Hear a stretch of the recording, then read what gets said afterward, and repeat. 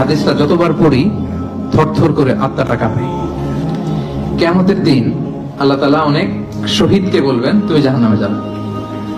সে বলবে আল্লাহ আমি জাহান্নামে যাব, আমি তো রক্ত দিয়েছি তোমার জন্য, লিইলাই কালিমাতিল্লাহ, আমার দেহের তাজা রক্ত দিয়ে আমি শহীদ হয়েছি, জানাজা ছাড়া আমার দাফন হয়েছে, আমি তো জান্নাতে যাব। আল্লাহ বলবে না, তুমি শহীদ হয়েছো এই কারণে যে লোকজন তোমাকে বীর বলবে, বীর বাহাদুর।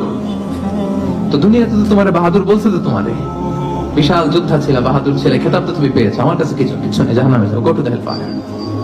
অনেক দানশীলকে আল্লাহ বলবে জাহান্নামে যাও। সে বলবে আল্লাহ আমি জাহান্নামে যাব, আমি তো মসজিদ, মাদ্রাসা, এতিমখানা, বৃদ্ধাশ্রম এমন কিছু নাই যে বাকি রাখছি, শত শত মসজিদ আমি করেছি, আমি কেন জাহান্নামে যাব? আল্লাহ বলবে না, তুমি দান করেছিলে এই জন্য যে লোকজন তোমার দানশীল বলবে, দানবীর বলবে, আদেম তাই বলবে, ওটা তো তোমাকে বলা হয়েছে, জাহান্নামে যাও, আমার কাছে কি চাও, গো টু দ্য হেলফায়ার। সেদিন আল্লাহ তাআলা অনেক আলেমকে ডাকবেন, অনেক দাঈদেরকে ডাকবেন,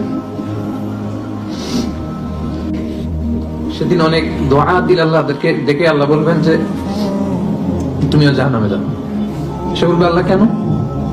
আমি মানুষকে কোরআন শিখিয়েছি, আমি মানুষকে হাদিস শিখিয়েছি, আমার কথা শুনে অনেকে নামাজ ধরেছে, আমার কথা শুনে অনেকে দাড়ি রেখেছে, আগে সুদ খেত, আমার কথা শুনে সুদ বন্ধ করেছে, আল্লাহ আমি কেন জাহান্নামে যাব? আল্লাহ বলবেন তুমি এই দাওয়াতি কাজ করেছো, লোকজন তোমাকে বড় আলেম বলবে, লোকজন তোমাকে বড় সেলিব্রিটি বলবে, লোকজন তোমার নামে তাকবীর দিবে, তোমাকে বড় আলেম বলবে, বড় দাঈ বলবে। এটা তো বলা হতো তোমাকে দুনিয়াতে, আল্লামা বলে ডাকা হতো তোমাকে। তো যা চেয়েছো তা তো পেয়েছো, আমার কাছে কি চাও?